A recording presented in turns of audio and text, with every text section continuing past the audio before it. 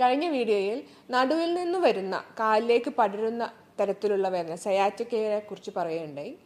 അതുപോലെ അതിൻ്റെ different causes, അതിൻ്റെ വ്യത്യസ്തമായ കാരണങ്ങളും അതുണ്ടാക്കാൻ സാധ്യതയുള്ള മറ്റു അസുഖങ്ങളെക്കുറിച്ചും പറയുകയുണ്ടായി. അപ്പോൾ അതിലൊരു കാരണമാണ് പൈറിഫോമസ് സിൻഡ്രോം.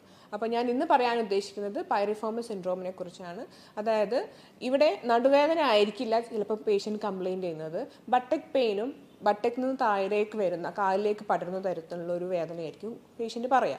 അപ്പോൾ എന്താണ് അതിൻ്റെ കാരണങ്ങൾ, എന്തൊക്കെയാണ് അതുണ്ടാവാൻ സാധ്യതയുള്ള വിഷയങ്ങൾ, അതുപോലെ അതിൻ്റെ ട്രീറ്റ്മെൻറ്റ്, വീട്ടിൽ നിന്ന് ചെയ്യാൻ പറ്റുന്ന കുറച്ച് എക്സസൈസുകൾ, ഇത്തരത്തിലുള്ള കാര്യങ്ങളെക്കുറിച്ചാണ് ഞാൻ ഇന്ന് പറയുന്നത്.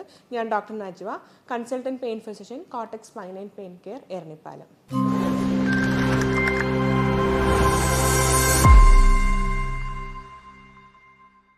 സയാറ്റിക്ക എന്ന് പറഞ്ഞു കഴിഞ്ഞാൽ നേരത്തെ പറഞ്ഞു, നടുവിൽ നിന്നും കാലിലേക്ക് പടരുന്ന തരത്തിലുള്ള വേദനയാണ്. അതായത് നട്ടിൽ നിന്നും വരുന്ന സയാറ്റിക് നെർവ് കാലിലേക്ക് പോകുന്നുണ്ട്. ആ പെയിൻ, ആ ഞരമ്പിൻ്റെ ഒരു നെർവിൻ്റെ പെയിനാണ് സയാറ്റിക് നെർവ്. അതൊരു അസുഖമല്ല, അതൊരു സിംറ്റം മാത്രമാണ്. അപ്പോൾ ഈ സിംറ്റം ഉണ്ടാക്കാൻ സാധ്യതയുള്ള അസുഖങ്ങളെക്കുറിച്ചാണ് നമ്മൾ നടുവിൽ നിന്ന് കാലിലേക്ക് പടരുന്ന വേദനയായിട്ട് പറയുന്നത്.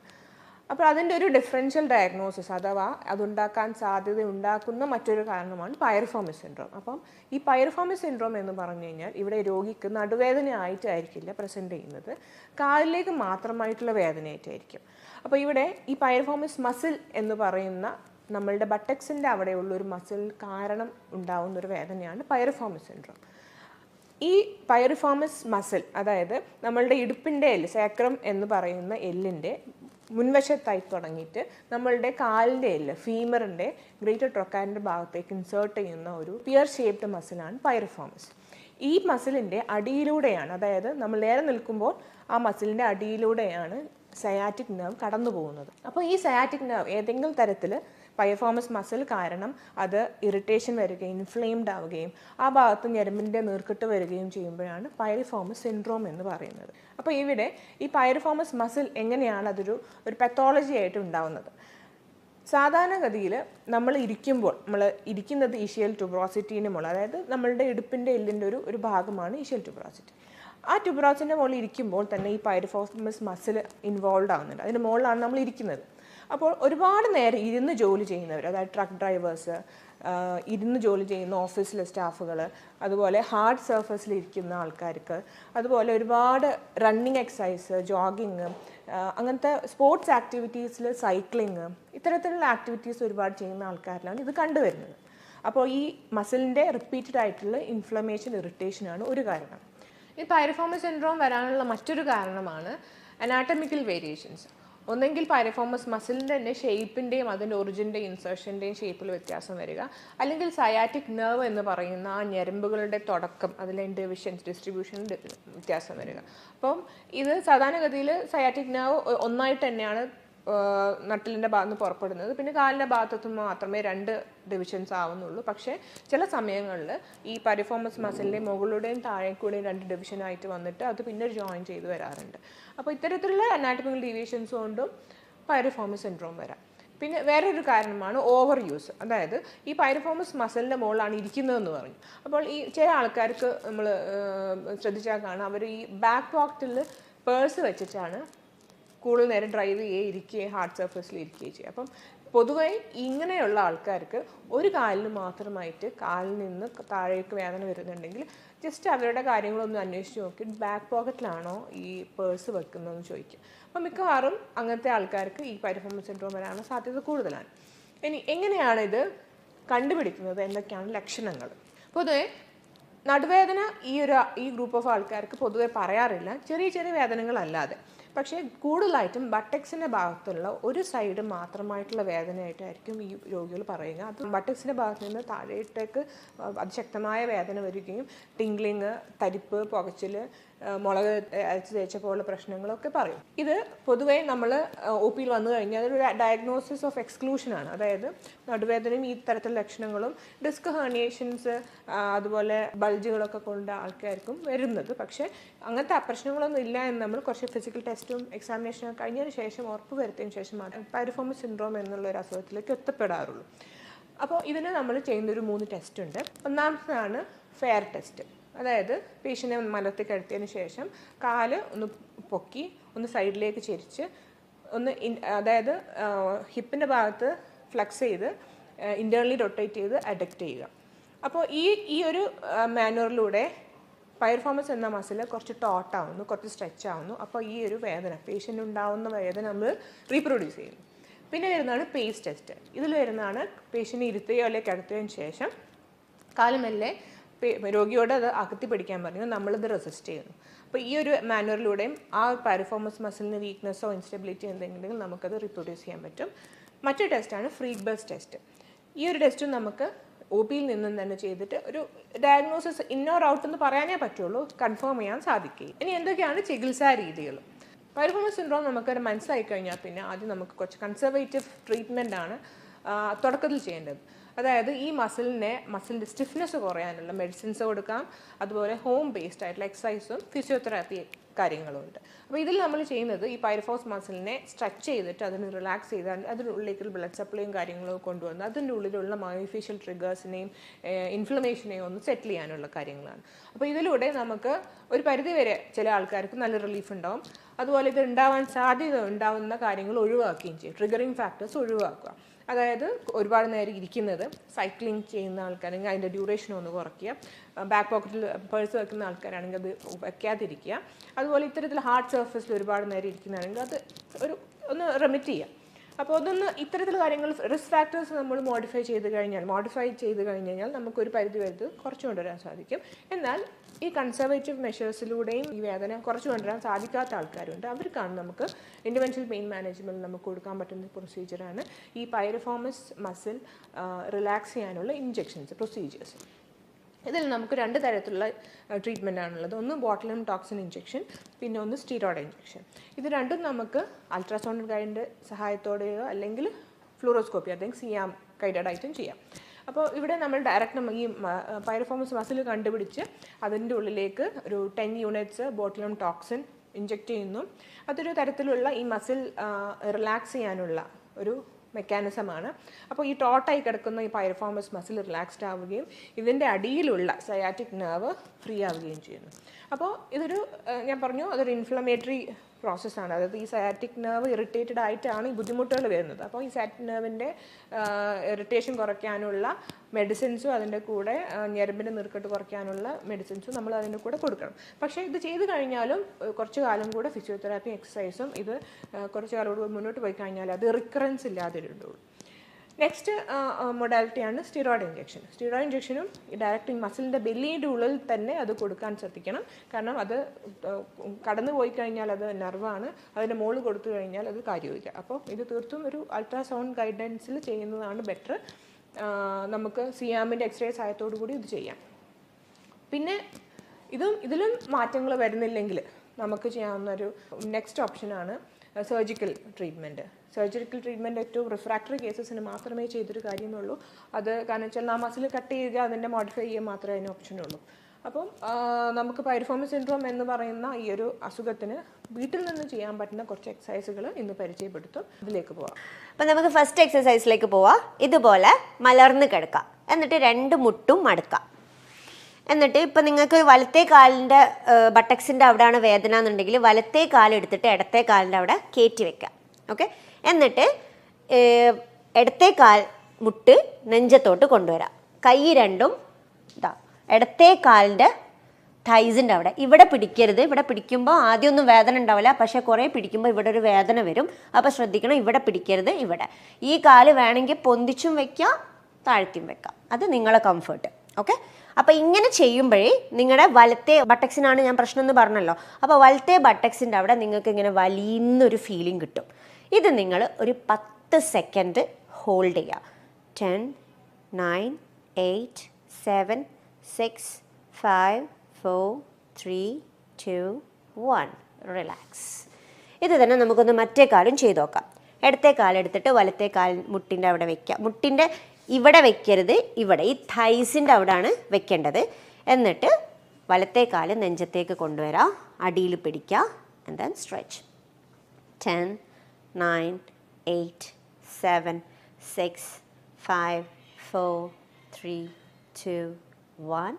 റിലാക്സ്. ഈ എക്സസൈസ് നിങ്ങൾക്ക് ഒരു 2 or 3 തവണ അറ്റ് എ ടൈം ചെയ്യാം. ഇപ്പോൾ രാവിലെയാണ് നിങ്ങൾ ചെയ്യുന്നുണ്ടെങ്കിൽ അപ്പോൾ ഒരു കാല് 2 തവണ ചെയ്യാം, മറ്റേ കാല് 2 തവണ ചെയ്യാം. ഓക്കെ. ഇനി രണ്ടാമത്തെ എക്സസൈസിൽ ഇതേപോലെ തന്നെ മുട്ട് രണ്ടും മടക്കി വയ്ക്കുക. വലത്തെ കാല് ഇടത്തെ കാലിൻ്റെ അവിടെ കയറ്റി വയ്ക്കുക. അപ്പോൾ വലത്തെ കാലിനാണ് പ്രശ്നം എന്ന് നിങ്ങൾ കരുതുക. ഏത് കാലിനാണോ പ്രശ്നം ആ കാലം അപ്പുറത്തെ നല്ല കാലിൻ്റെ തൈസിൻ്റെ അവിടത്തേക്ക് കയറ്റി വയ്ക്കുക. എന്നിട്ട് ഓപ്പോസിറ്റ് ഷോൾഡർ, ഇതാണ് ഓപ്പോസിറ്റ് ഷോൾഡർ, ആ ഷോൾഡറിലേക്കൊന്ന് ഹഗ് ചെയ്യുക. എന്നുവെച്ചാൽ ഒന്ന് കെട്ടിപ്പിടിക്കുക. ഓക്കെ. ഇത് ശ്രദ്ധിക്കേണ്ടത് എന്താ വെച്ചാൽ നേരെ ആവരുത്. നേരെ ആവുമ്പോൾ നമുക്ക് ആ ഭാഗത്ത് കിട്ടൂല, ബുദ്ധിമുട്ടൊന്നും ഉണ്ടാവില്ല, സൈഡ് എഫക്ട്സ് ഒന്നുമില്ല നേരെ ആയെന്ന് വെച്ചിട്ട്.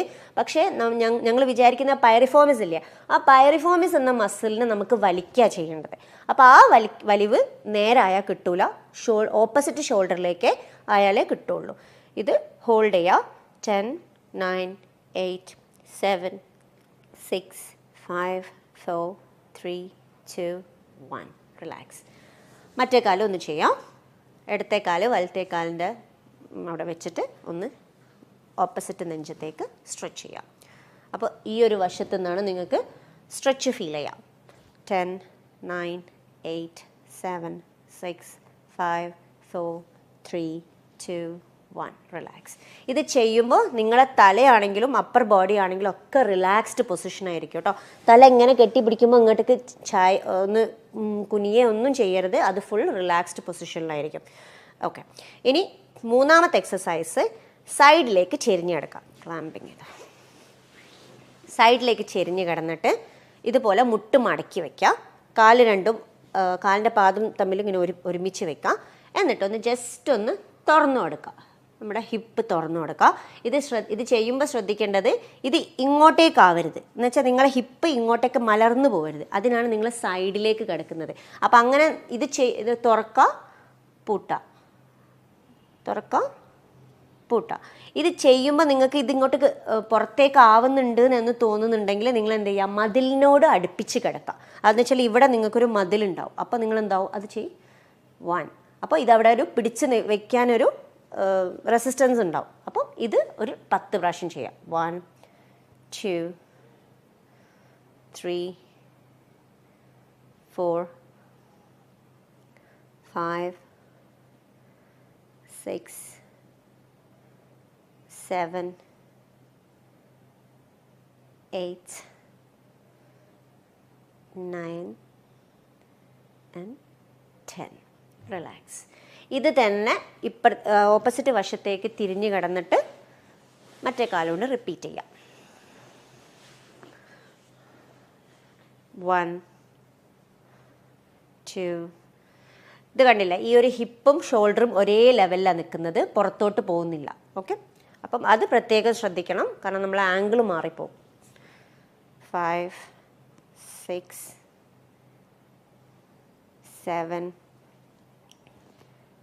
8, 9, 10. റിലാക്സ്. ഓക്കെ. ഇനി നാലാമത്തെ എക്സസൈസ് കമഴ്ന്ന് കിടക്കാം.